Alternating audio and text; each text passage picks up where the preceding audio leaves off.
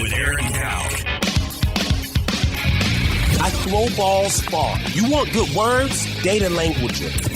Talk real sports with a real man. Come after me! I'm a man! I'm 40! And now, here's the be-all, end-all, know-it-all of high school, college, and pro sports. Aaron Skinny Cowell with the Skinny on Sports. We're talking about practice, man. I'm the MVP. Good Paul Jones Drug Tuesday out there, Western Oklahoma. Welcome to the Skinny on Sports right here on 98.1 FM, the Sports Animal. Glad to have you along for the next hour. We get into some basketball at the end of the show. Elk City wrapped up the regular season last night on the road at Cash. You've got, you know what we forgot to talk about? Yesterday? No, I mean, Super Bowl's a big deal, but I don't know. Whatever the hell that was in Norman on Saturday. It was a close basketball game. Yeah, I actually went back and watched that one. Oh, sorry. Saturday night. Sorry, dude. I just want to see what happened. Not good basketball. I was really interested in if they'd showed the Red Solo Cup sing-along, but they didn't. But anyways, no, I actually went back and watched that one. Oklahoma did win to improve to 6-5, so we can talk about that. Thunder last game before the All-Star break. Bill Self, his toupee is going to go shooting off with this team up at Kansas. It's crazy, a crazy league. We've talked about it ever since league play started in early January, but it sure looks weird to look up at the Big 12 standings and see Kansas just a little past the halfway point with 5 losses. Well, they've played 2/3 of their conference schedule, and they've got 5 losses, 7-5, and just got absolutely destroyed last night at Tech. I mean, as much angst as there is around here about, like, you know, OU and how, you know, they're not that great. If they were somehow able to pull a rabbit out of the hat tonight in Baylor, they would be tied with Kansas in the Big 12 standings. That's nuts. It really is pretty crazy. And what's even crazier is we can poke fun at Kansas, and it's fun, but they've also beaten Houston, Baylor, Tennessee, Connecticut in this season. It's wild. That's why I'm not – somebody texts me, oh, is this the year they're not going to win the regular season title? I'm not going that far just yet. They're still – and everyone – I mean, this league's so tight, so it's I can see them going on a run. But they're not a good road team. It's weird. Oh, they're not winning the regular season title. It's very weird how they're bad on the road. It's not happening. It's just not going to happen. So, sorry, Kansas. It is wild. It's a wild, wild league. We'll do some Super Bowl fallout, okay? So, in the middle segment, talk more of, like, moving forward and legacies and that kind of thing with Shanahan and Purdy. We kind of broached that subject a little yesterday with Purdy. How long can this last for the Chiefs? Where's Mahomes all time? Already? And does he have to win more Super Bowls than Brady to be considered the GOAT? And then we'll wrap up the actual game. Biggest plays of the game. What do you think? What is the main reason the game went the way it did in your mind? Either that the Niners lost it or the Chiefs won it. Did you feel like the right team won? And then let's talk about the overtime decisions and kind of where you stand on, with the new rules, how you would do that. It sure seems like one side studied it and had meetings about it every single week of the playoffs, and the other one might not have known the rule changed. 225-9698 is the phone or the text line. That is 225-9698. Give us a call, shoot us a text. We can talk about any of those things. Whatever else happens, feel free to chime right in at 225-9698. If you're going to be outside the listening area, stay in touch with the show by logging on to kadsam.com or download the app. The app's got everything we do. It's got radio. It's got the Penny News. Brand new edition of the Penny News will hit the website tonight at midnight. Check it out at thepennynews.com. And then Big Elk and Paragon TV. No more regular season games. We're all playoffed up. Starting Thursday in the smaller schools, Merritt Friday kicks off their district tournament at home against Sayre. Saturday, the Elkettes and the Big Elks host Bishop McGuinness in the district tournament here, and, of course, the regionals for A and B rolling through Thursday, Friday, and Saturday. So you can check that all out, bigelktv.com, and then our podcast, anywhere you can find a podcast. Skinny on Sports will also be there. How are you today, Jared? Good. How are you doing? Just a tick tired, but I thought the games last night, they went pretty quick, so not too bad. Just a little after 11, arrival back home, so that's not horrible. Not bad. I actually went a different direction. Really? Yeah, I was Like to or from or both? going. Going? I was hungry coming back, so I went through Altus to get something to eat. But going, so I'm just about to grant it, and I'm looking back in the rearview mirror, and I'm thinking, man, that is a nice vehicle. It was like an SUV, white SUV. Mm-hmm. Well, it's Hunt in the school's Oh, yeah. vehicle. Yeah. So he called me as we're rolling into Granite, and he was like, have you ever been, I can't remember what he called it, the Navajo shortcut? And I was like, Okay. okay. And so I said, no, I don't think so. So I went that way. And according to the Google Maps, it trimmed 8 minutes off the trip. So you turn at Blair, like right when you get into Blair, Yeah. Highway 19, you turn there, and you go east, and then you come south by Navajo School, Okay. and you get to Highway 62 out there by that giant grain bin. Mm-hmm. You know where I'm talking about. It's on the south side of the road. That's how it goes. And because I had looked, I was thinking, I wonder, we didn't go to Cache this year in football. It's been a while since I've been to Cache. And I was thinking an hour and a half would cut it. And I just was kind of curious right before he called, actually. And I looked at my phone, and it said, this many minutes or an hour or whatever to Cache. And then I looked at it again once we started on the shortcut, and the arrival time was 8 minutes quicker than it was Well, I'll be. coming to Granite. So that was nice. So that was maybe learned something. But on the way back, I did not take the shortcut. And then I was talking to one of the fans, and pulled into the parking lot to save time, Adrian Brewster, and she said she goes through Hobart. All the way down. 54. Okay. So she comes, goes to Sentinel, to Hobart, and down to Highway 62 that way. Gotcha. So Multiple ways. I've always Multiple gone ways. Through Cordell. And then what's the highway that goes straight down south? Without looking at a map, I'm horrible with those. But I'm usually departing from Canute, so I'll go straight south out of Canute, hit 152, then go over through Highway Cordell. 183. Is that what you're talking about? No. Through Cordell.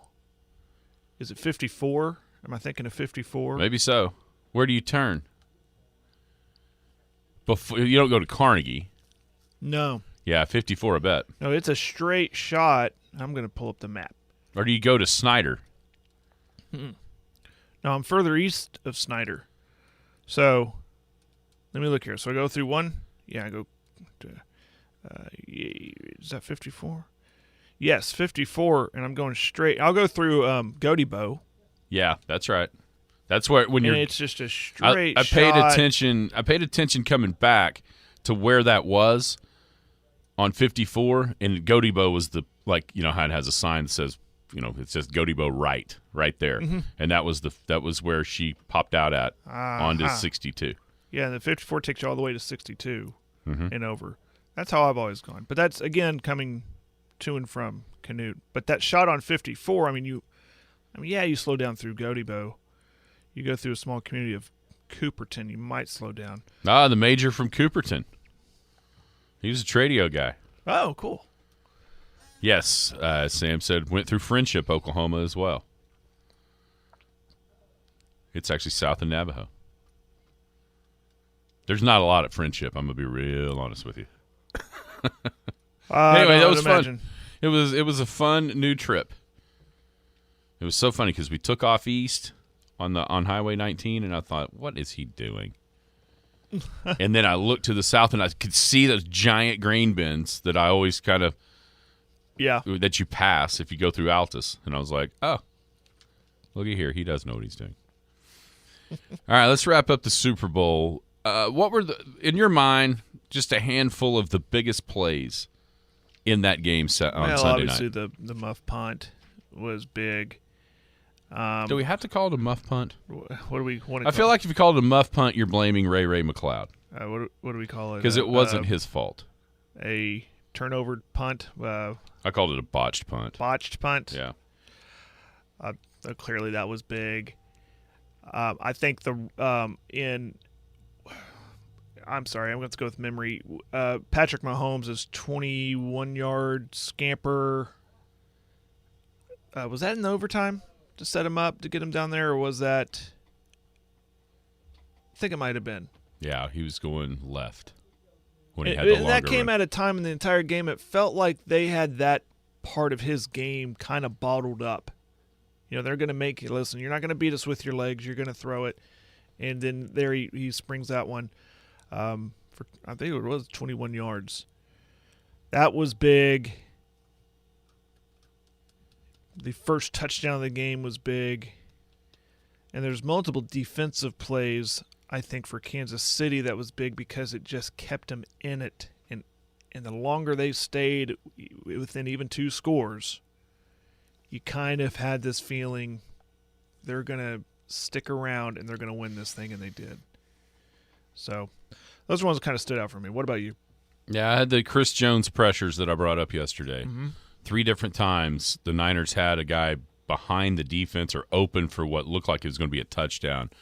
And at the last second, he affected Brock Purdy in his face, even hitting him as he threw a couple of times. We got those, that third down play where Spagnuolo dialed up the blitz, right? The play after the 2-minute warning where right before Moody kicked the last 50-whatever-yard field goal.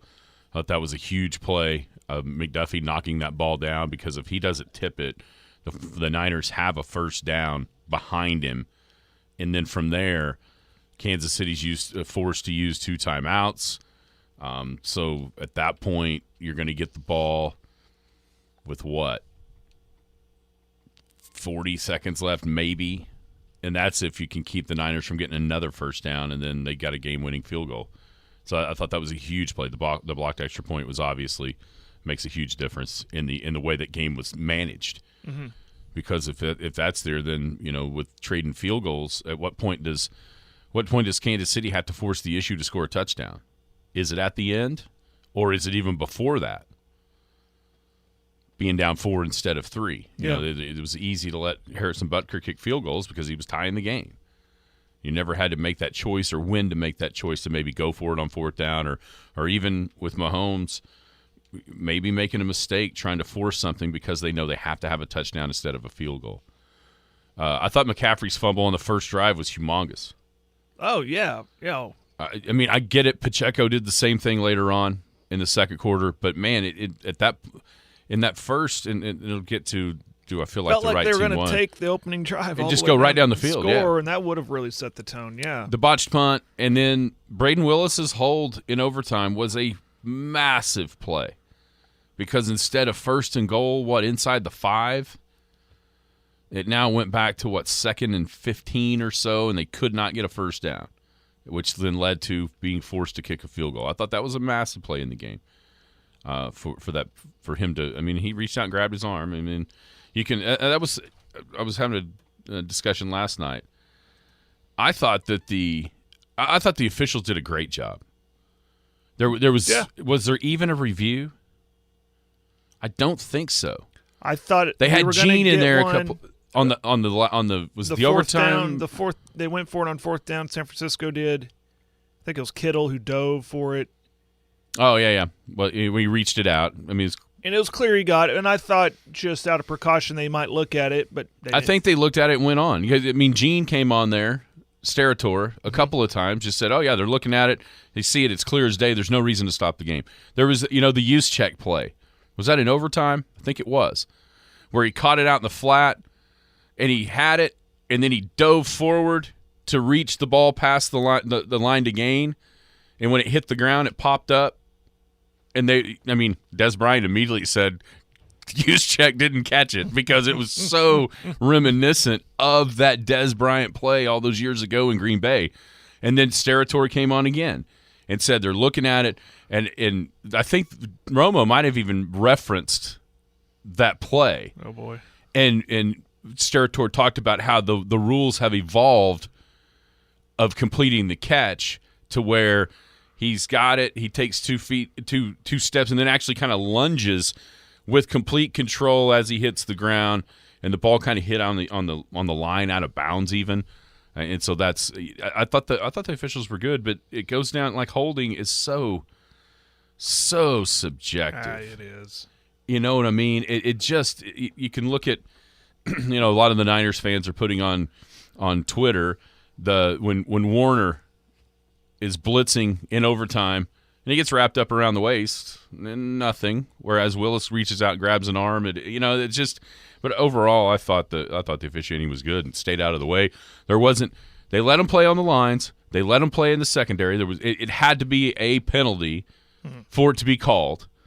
There wasn't any of those cheap illegal contact 5-yard when it's 3rd and 17 and somebody touches somebody. That you see in the regular season. Sure. And there wasn't any BS going on with roughing the passer, which was nice. You could see Mahomes looking back he at does what he does. After 3 or 4 different plays, and there was one that on a 3rd down that they ended up having to kick a field goal in regulation sometime, where I think it was Armstead, 91, kind of came from behind and tackled him and ran through him and landed on him, and I thought, oh, here we go. They're going to give him, but I don't know if they determined he was a runner at that point. Yeah. And so, anyway, I thought the officiating was really good. Yeah, it was good when you forget about the officials. That's right. And I'm with you. There's times in the regular season and even the postseason when there'd be a pass, there'd be a lot of hand fighting between both the wide receiver and the secondary, and it'd be incomplete, and I'd stop. I wouldn't cheer or anything. I'd just stop. Okay, I'm waiting for the flag to fly on the screen. And then it did happen. Okay, next play. It didn't come to that for me in the Super Bowl. It was like, okay, incomplete pass or whatever. So that was good, and it was nice to see no one slipping around on the field. Yeah, just a couple of times, but it was just kind of it normal. Wasn't a story. It That's wasn't right. this. It was. It didn't take. You didn't see people complain about it. They like started they did last growing year. that thing outside in December. Oh, okay. Well, probably great weather in Vegas in December. Over $1 million it cost to get that. But if they had, I'm just south of that when it comes to my lawn. They would put it inside, and then they would wheel it out. Like, say, if the Raiders are playing, if there was something going on, they'd wheel it outside and let it go. It's kind of a back-and-forth process. I read about that yesterday. Cool. What do you think? What was the main reason, either in your mind, the Niners lost the game or that the Chiefs won it? Well, I think everyone's going to say Shanahan's choice at the start of the overtime. It's going to be like, that's why they shouldn't have done that, and that he needs to be criticized for it. I don't think I'm more of a broader picture when it comes to stuff like this, and I think it, and I kind of alluded to it earlier, it was letting them hang around, not putting that foot on their throat and squandering opportunities. And it felt like you had these guys on the ropes with the way they were reacting on the sideline, which has been well documented, and all of that. And then only able to muster 10 points out of how many possessions. So it just that just letting them hang around, I think, is the big reason why San Francisco lost that game. And credit Kansas City, though. For the longest time, it felt like San Francisco was the better team. And even with the swagger, with the trick play to get that touchdown and all of that, it's like, this is their year. They're finally going to win this thing.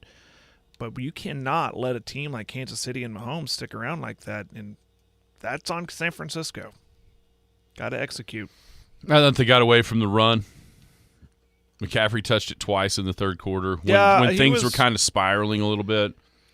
Right. I mean, there's a stat that he only averaged 3.6 a carry. Okay, whatever. He still had 160 total yards, 80 passing or 80 receiving, 80 rushing. But I thought the Niners really got away, and this is going to be something we talk about in the next segment when we talk Kyle Shanahan. That's kind of his MO.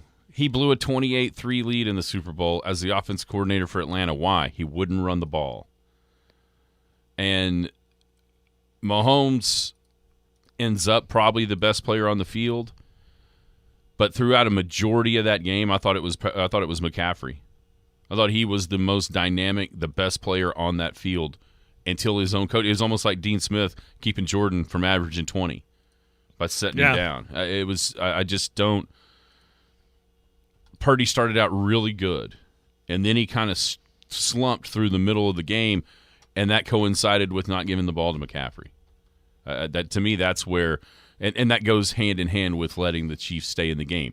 And you got to shorten the game. I get it. You're a high-powered offense too, but that guy on that other sideline is so dynamic and so much of a difference maker that you got to keep the ball out of his hands. And when you look at what the Niners did, they get the interception to start the second half. Mahomes overthrew Kelsey, 3 and out, 3 straight passes, -1 yards. Then force another punt in the third quarter. What do? 3 and out on what?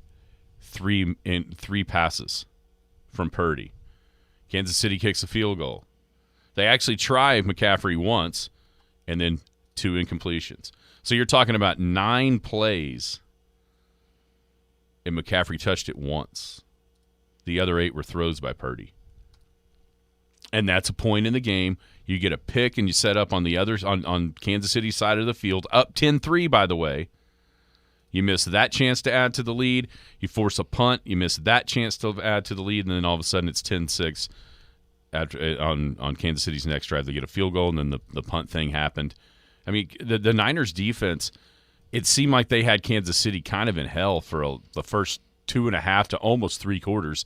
And then the botched punt happens. One play, it's a touchdown, and from there, it was like it unlocked everything Kansas City wanted to do. It was so amazing. It wasn't like they drove it down the field and got things figured out. It was just one play. Mm-hmm. And they threw the touchdown pass, and then from there, the Niners never stopped them.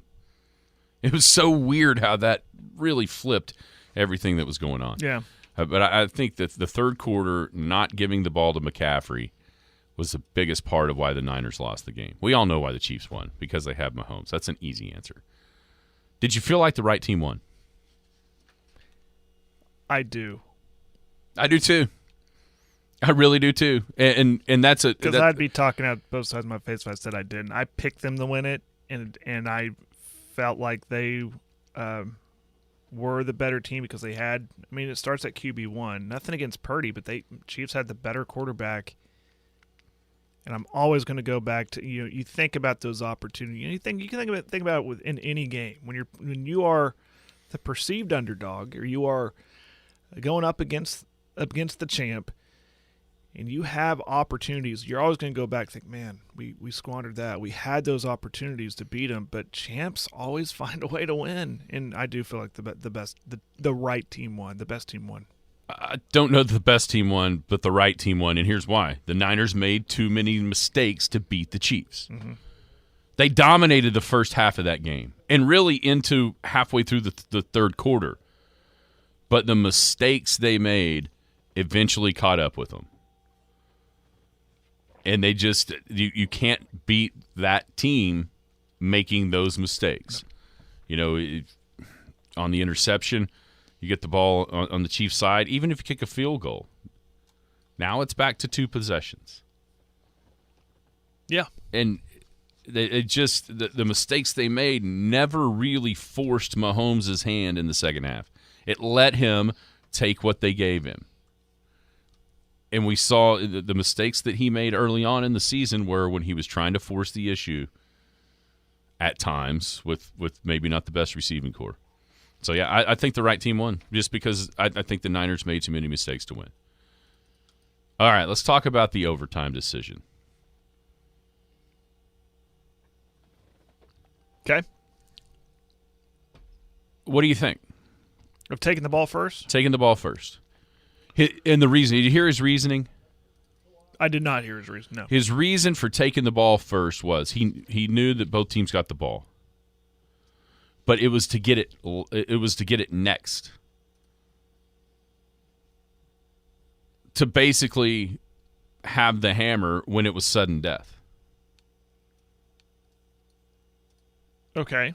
So say they trade field goals, then he gets it to win the game. To win the game. Yeah, that was his reason. And maybe the defense being a little tired after giving up that drive at the end of regulation. So that was he actually did have a reason for doing that. Other than I didn't know the rules. I thought you took the ball first. Sometimes a coach would just say, just to be aggressive, Say, okay, we're going to go out there and we're going to score first because we're going to do this thing. Let's go. You know what I mean? As a motivational thing. Yeah, and I think you can also say that he'd rather not put Brock Purdy in the position that Mahomes was in, meaning knowing exactly what you had to do, right, and the pressure that mounts on that. Takes a little pressure off your QB. I can see that. To go first. Yeah. So what do you think? Yeah. Well, no, it's not a good idea. I think you should have given the ball to Kansas or deferred to Kansas City, however that works, and see what you got to do. I think that's the consensus. But that's if it was against any other opponent, I think I'd be okay with it. But not against Mahomes. Yeah, it's kind of crazy because there's a lot of people that think he did the right thing. Just kind of being able to listen, going down and flip it around, and then last night when this was talked about, you know who didn't think he did the right thing? Let me know. Montana. I don't know. Chris Jones. Oh, really? Did you hear what he said? No. He said they were fools. Crazy. What are they doing? But so you start to listen to the reactions from both teams. I don't know that San Francisco. I don't know that the players knew the rule change. That didn't seem like it. Whereas the Chiefs, they had meetings all through the playoffs about the new playoff overtime rules. They had meetings all the way through. Yeah. To the point that they had a 2-point conversion play drawn up. Let's say San Francisco scored a touchdown, kicked the extra point. Kansas City was going for 2. With a play already specifically drawn up for that moment. And the reason being, everything Shanahan said about wanting to take the ball first gets taken away. They don't want them to be able to kick a long field goal and win the Super Bowl. They want it put on their shoulders. The Chiefs did. Give me Mahomes needing 3 yards, and we're taking it all day long. Yeah.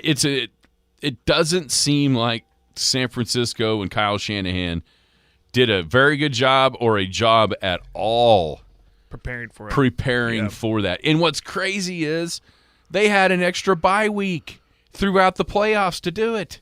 They did nothing the first week while Kansas City was hosting Miami. Is it a reprimandable or fireable offense? Funny you should ask that. Let's take a break. We'll come back, talk. Who do you trust more right now if you're a San Francisco 49er front office guy, fan, player? Do you trust Kyle Shanahan more? Or do you trust Brock Purdy more? Talk about that and some other things. Skinny on Sports wrapping up the Super Bowl right here on a Paul Jones Drug Tuesday.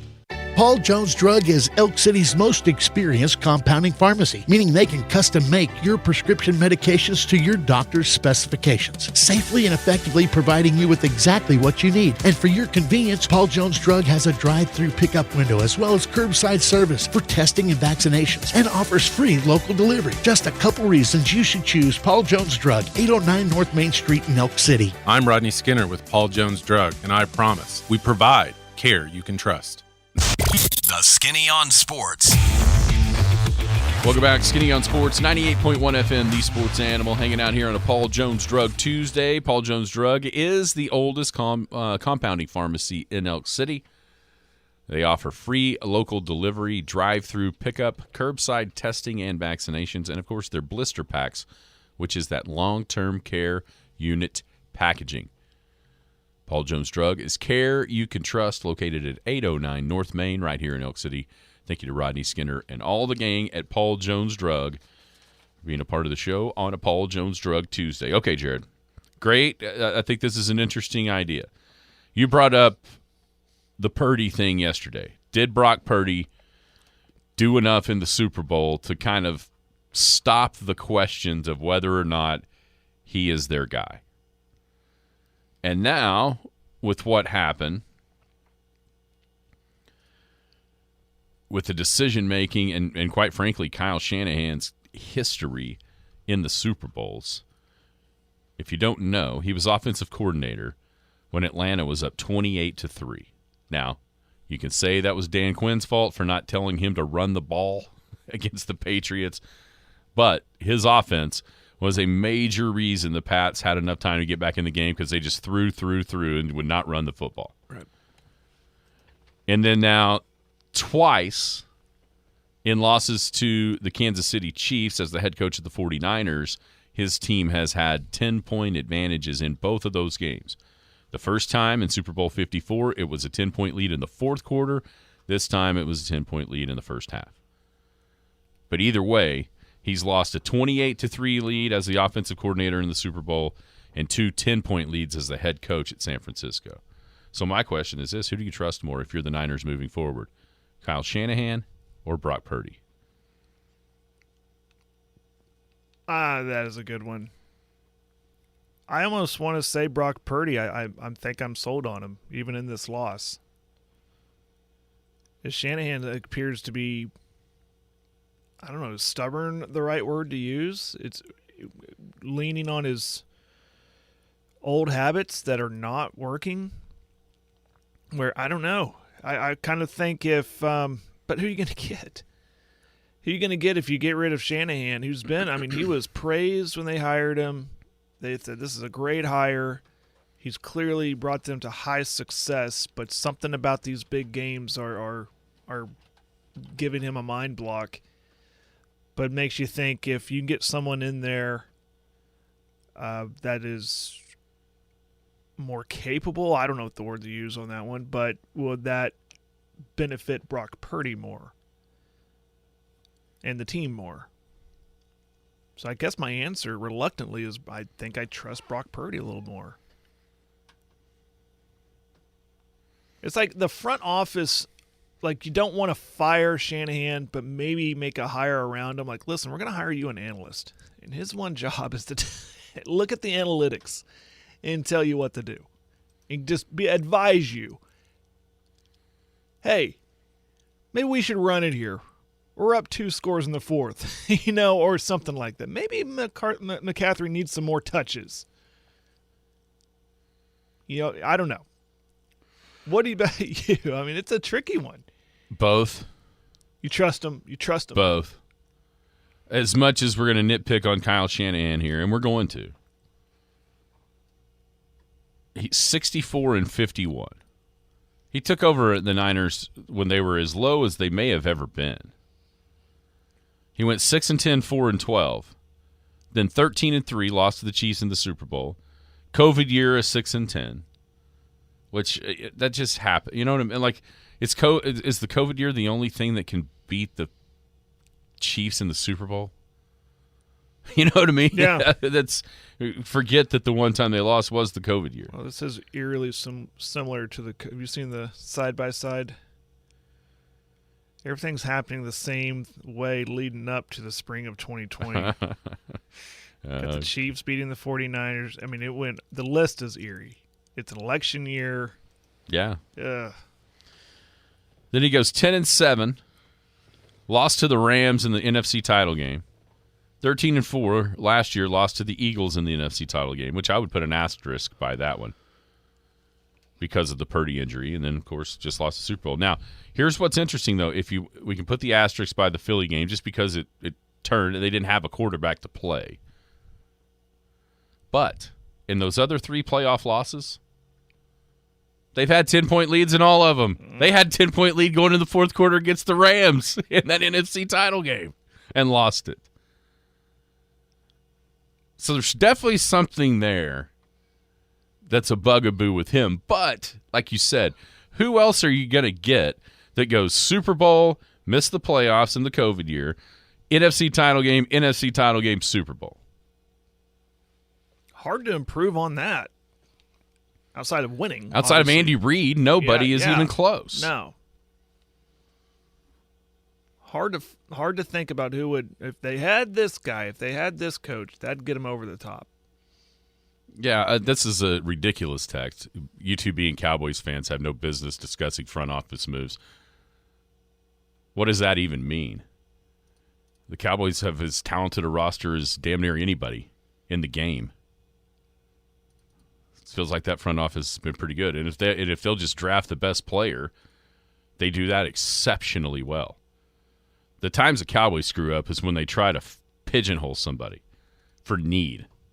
When they just draft the best player who's there, they get it right every single time. Every time. I mean, think about how ridiculous it seemed to draft CeeDee Lamb when they had Amari Cooper and all that.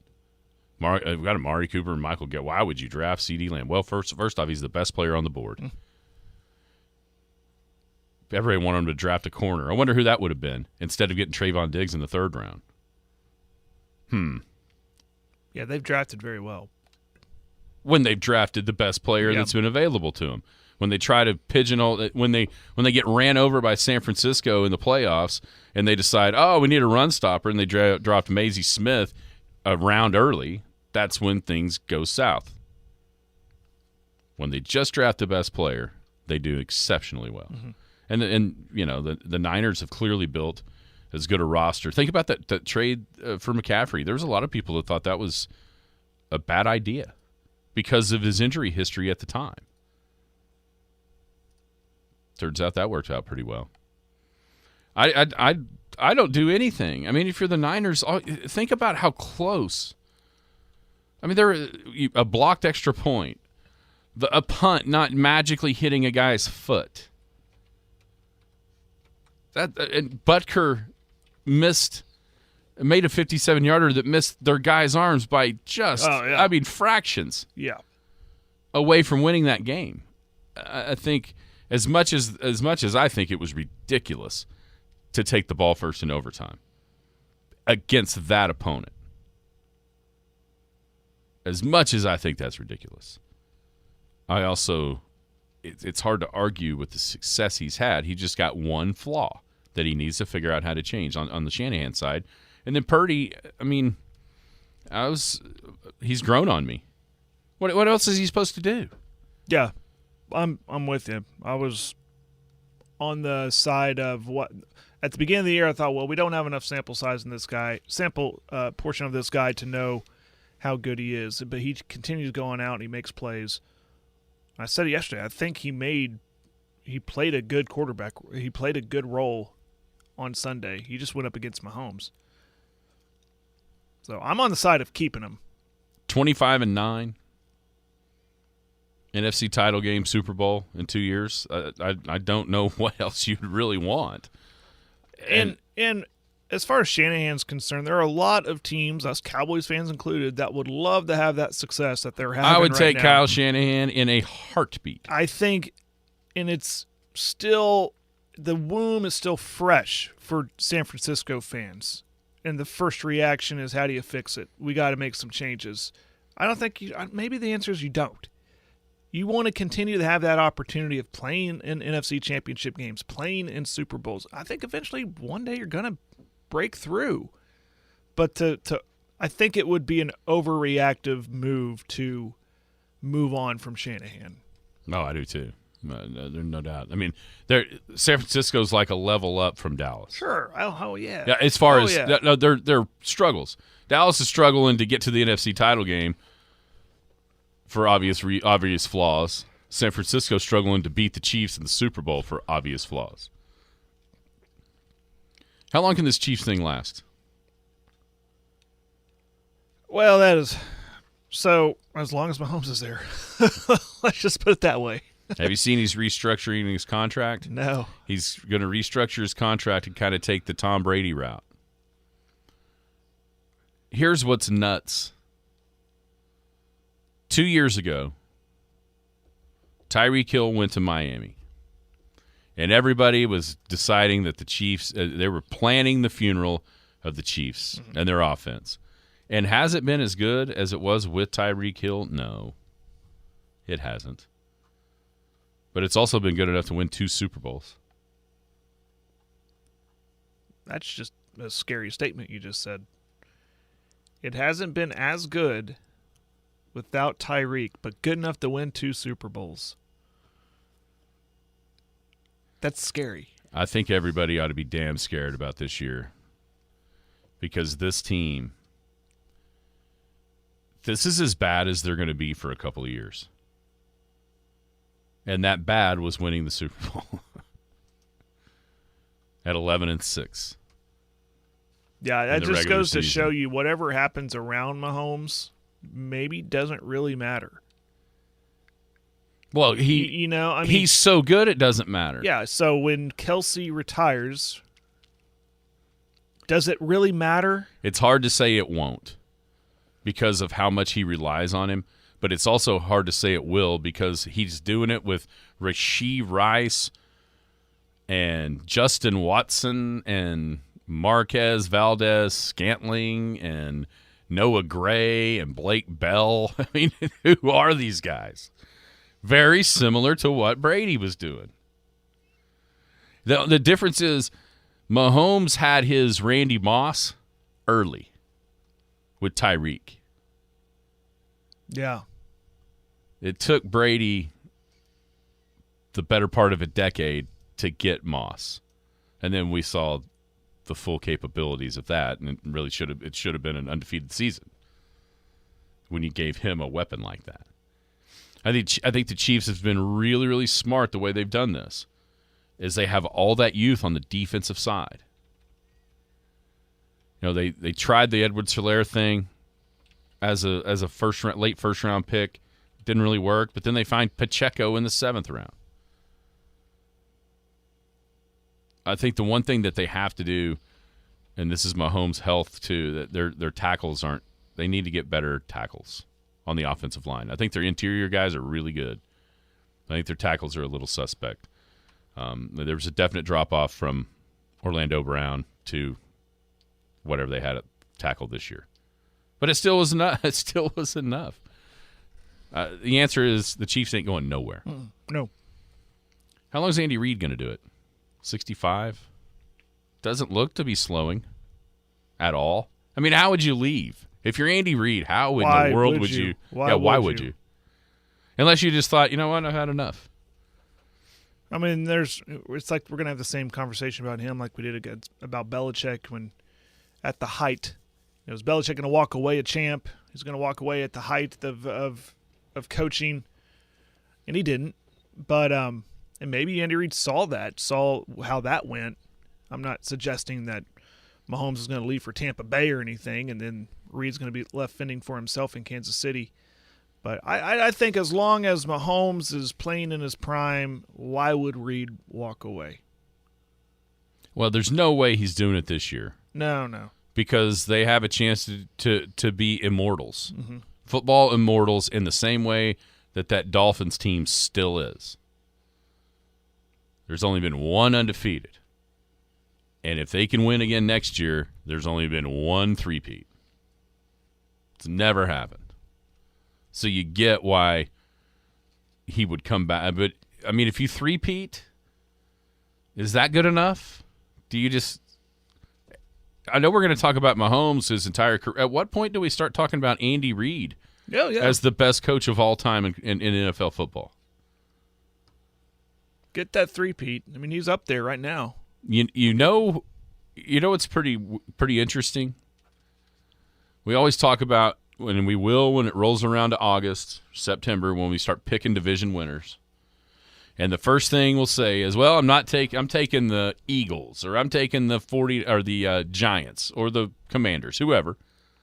I'm taking everybody but the Cowboys because no one's repeated in that division.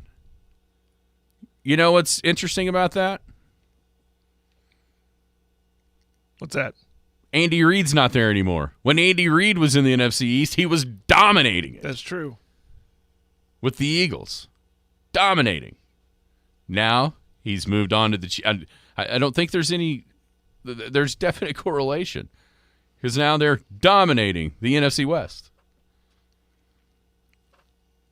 Yeah, I could actually see him, if they win next year, saying, you know what? Yeah. That's good enough. That's a three-peat. We've never done. No one's ever done it. I can ride off. You want to talk about riding off into the sunset at the highest of highs? You can do it right then. See you bye. Yeah. That's 4 in 6, 3 in a row. What else you want from me? I'm going to go find the best cheeseburger I can find. Well, the way it sounded on Sunday after the game, Patrick might not let him Oh, that's true, too. retire.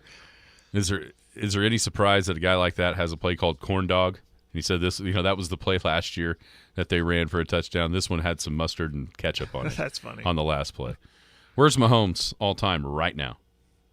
He's up there. There's the GOAT, Tom Brady. So you immediately want to compare him to him. And I looked this up. Tom Brady was 27 when he won his third Super Bowl. Here's Mahomes. He's at 28. So there's that kind of parallels right there. So if this continues, he'll be right up there shaking his hand with Tom Brady. I would say, like, all time. You ask me all time. Not a lot of people have won three Super Bowls, especially before 30. I'd easily top 5. I could maybe say 4. Yeah, who's in front of him? I'm thinking Brady, Montana, Aikman, and then Patrick. Is that fair? Oh, I think he's way better than Troy Aikman, and I love Troy Aikman. I went with the Super Bowl numbers. Well, Terry Bradshaw's got 4 also. Yeah, I love Troy Aikman. Love him. But physically gifted, Aikman could sling. I mean, he was awesome. But there's no way I'm putting him in front of Patrick Mahomes, which is crazy. But, did you see what Aikman tweeted back when he won the first one? No. Or before he won, like going into the first Super Bowl he won? He said, at me when he gets a third of the way to my Super Bowl rings. Well, Troy, now he's 100% of the way there. Can we at you yet? He'll gladly take it. I think, for me, it's Brady 1, Montana 2, and then a real big fight in my mind between Mahomes and Elway. Elway's in there, yeah. It's hard to rank a guy that's still playing with the guys who have already retired and their careers are done and set in stone. That's why it's hard for me. Yeah, ask me this question when in 15 years when Mahomes finally quits. Yeah, you got to try to project a little bit. Yeah, because of the trajectory and that he's he's on. A lot of unknowns. A lot of unknowns. We just mentioned the Reed thing. And that's a perfect pairing. What happens when he retires? Does it continue, or who fills in that role, and does it still gel well with Patrick? So that's why it's hard for me to. But he's easily up. That's why I said I could easily put him right now, top 3, top 4. It's just I want to have this conversation again when he's retired.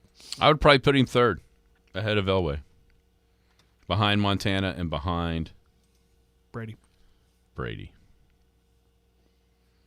Yeah, it's a great point on the text line. Back then they got to hit the quarterback. I mean, that's another thing that I think helped Brady, and it's definitely going to help Mahomes. Got tied with Manning. See, I as much as I love Peyton, I think Mahomes has surpassed him on the list. But that's what's cool about this, almost because it didn't feel like we were going to get to have the GOAT conversation at quarterback ever again because of what Brady did at the end. Tacking on 4 at the very end of his career the way he did. I know we don't have any time for this conversation, but is it good for the league to go from one GOAT almost immediately into the next? Oh, yeah. They're loving it. Wouldn't we want – the league loves it, but as a fan, wouldn't we want like 3 or 4, 5, 6 years of just – let's keep on rolling. Because then you get to have this conversation. It actually gets to happen again. Yeah. When there's someone that seems like might actually challenge the throne of Tom Brady. Yeah, it was how many years before that conversation was even had about Michael Jordan, Right. right? And now we're having that because of LeBron James. Well, you can have it. And maybe, I'm not having well, that. I'd say we. I know what you mean, though. People are talking. Mm-hmm. So, and now, again, that's why I asked the question. Is it good? Was it good for the NBA to have that long gap? Is it good for the NFL just to go from one dominant quarterback that never seemed to lose to another? Oh, I think it's always good to have that.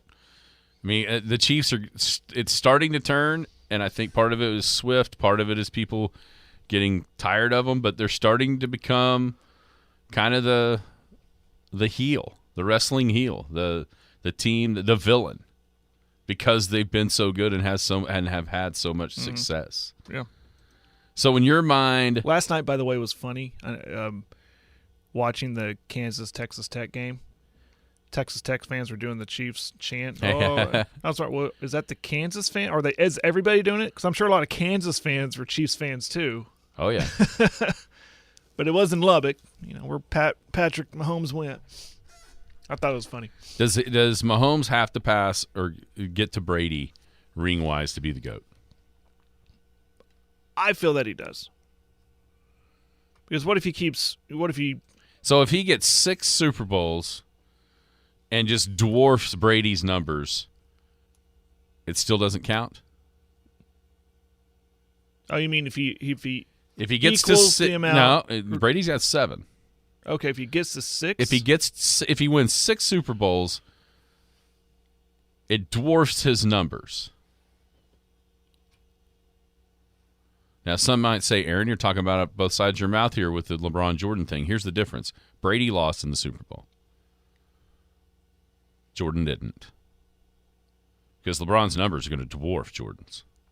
But Jordan never lost the finals. Brady did lose in the Super Bowl 3 different times. I don't think he has to. That's my point is, if he wins 6 Super Bowls and the numbers he's going to put up, I think that's a real good chance that he may surpass him. And he may just end at 3. Who knows? It's hard to imagine that. Like if I gave you over under 5 right now. Oh, don't do that. In his career? In his career. Over under 5 Super Bowls. Would you take over or under? Oh, come on, man. He's 28. You're asking me if he's going to win 2 more before it's all said and done? Yeah, over. So you think he's got 3 more in him at least? Over 5? Yeah. 4.5 would have been too easy because you'd have taken the over for sure to get to 5.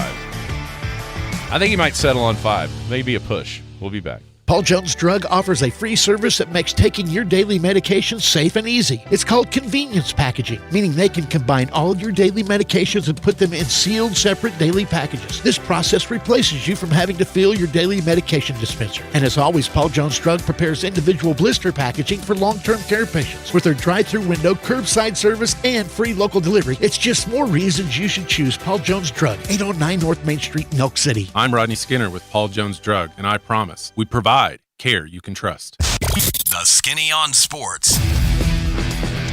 Welcome back, Skinny on Sports, 98.1 FM, the Sports Animal, wrapping up a Paul Jones Drug Tuesday.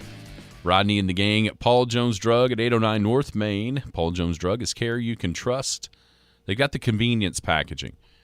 That's individually packaging your daily medication. So no longer do you have to get your pill caddy out at the first of the week or the first of the month and put all the different pills you take on the right day in the right dosage. No.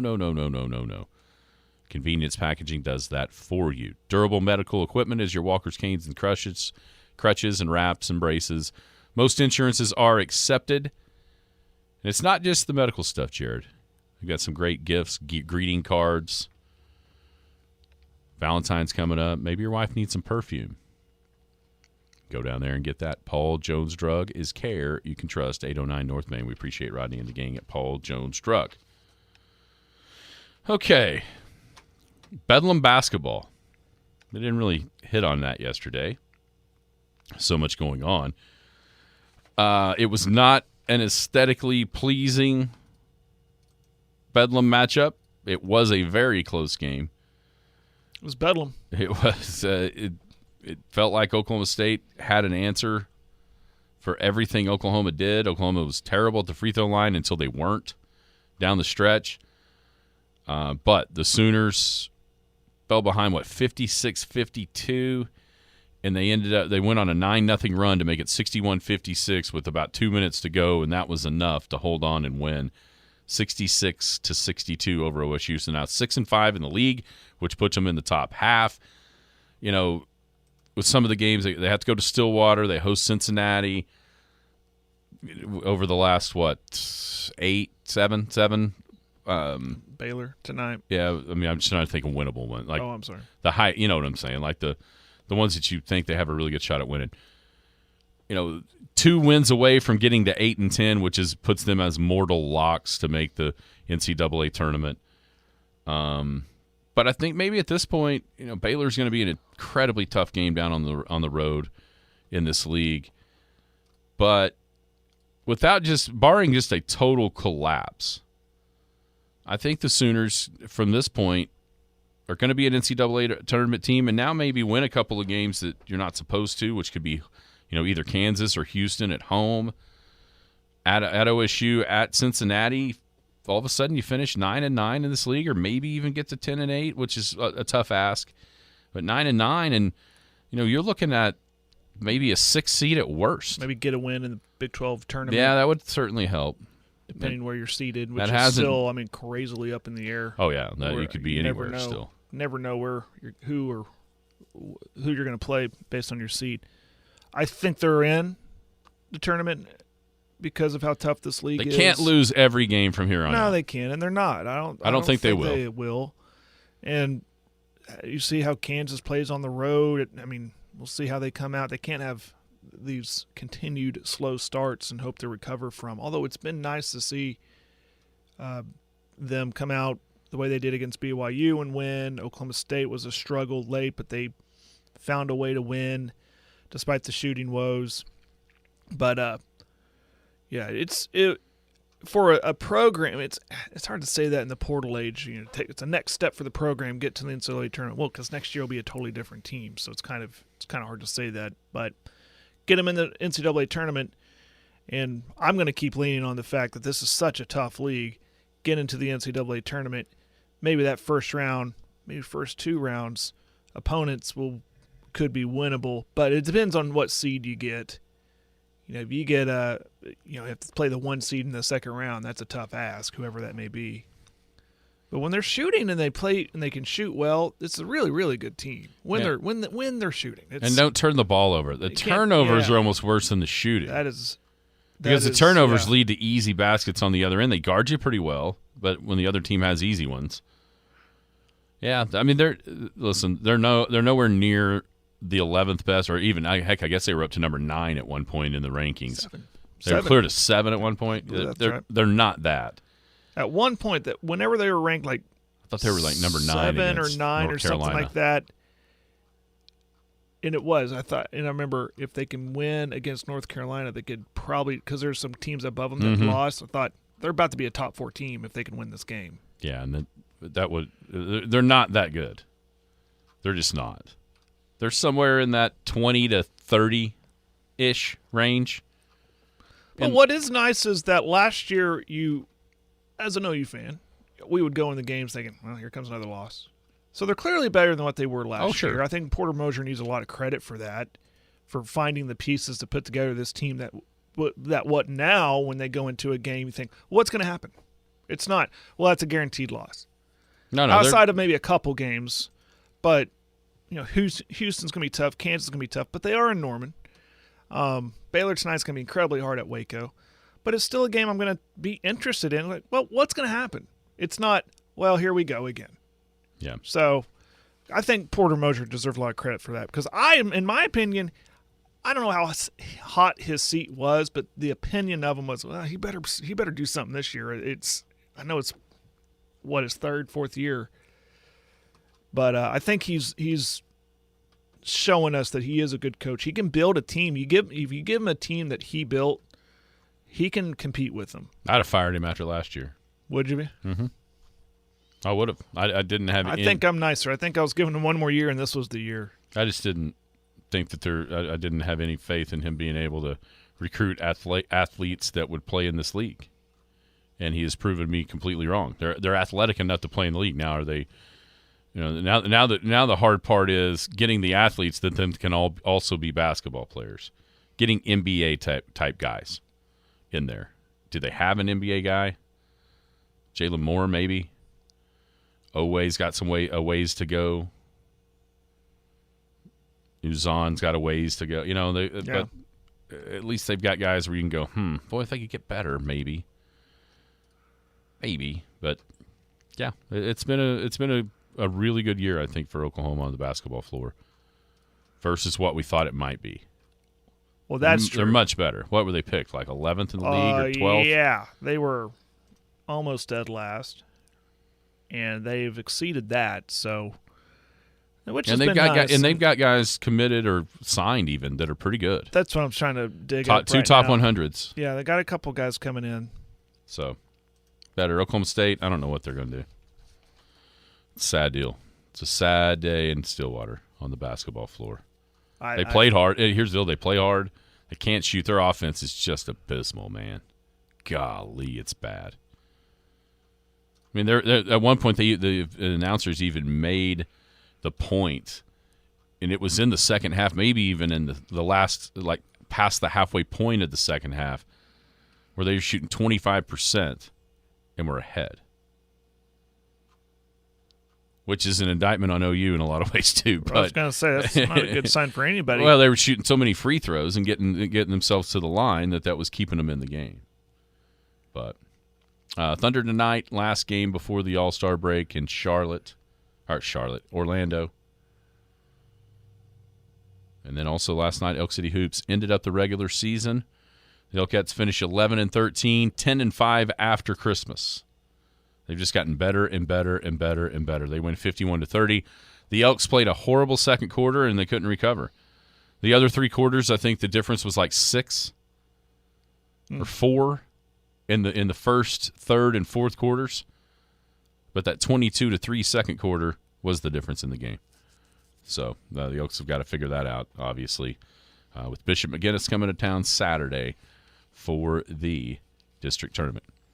All right, we'll step aside, move on, finish up with Paul Jones Drug Tuesday tomorrow, Jared. Give you a little heads up. What do we got? What are your favorite games that are coming up on Thursday? Oh, yeah. I was looking at that yesterday. Which games can you not wait to see? That doesn't just have to be here. It can be all the way around the state. Sure. Class A and B, boys and girls. Everybody have a great Paul Jones Drug Tuesday. We'll be back tomorrow right here on the Skinny on Sports. You've been listening to the Skinny on Sports podcast with Aaron Cow. Be sure to hit that subscribe button to get alerts of when the latest podcast is available. Thanks for listening. That ball is blistered to right. Way back. Goodbye. Hey, Western Oklahoma schools, listen up. How would you like to win a $5,000 interactive smart display for your school? Thanks to Video Reality, an audio-video business in Oklahoma City, you could be awarded one. Here's how. From now through February 28th, anyone can text in one time per day through the entire promotion. The winner will be announced during our live coverage on the ParagonTV.com and Cool 94's coverage of the Saturday, March 2nd Class A and B Basketball Championships. Here's how to participate. The text line number is 580-225-9697. And in the text, simply type in the one-word name of the school you choose to support. We are so proud to partner with Video Reality that through their gracious gift in this promotion, some lucky school will be awarded a $5,000 interactive smart display. Remember, send a text to 580-225-9697. Type in your school's name. It can only be one word, and send it. Limit is 1 vote per day per phone number. Good luck. Video Reality, your audio, video, and control experts.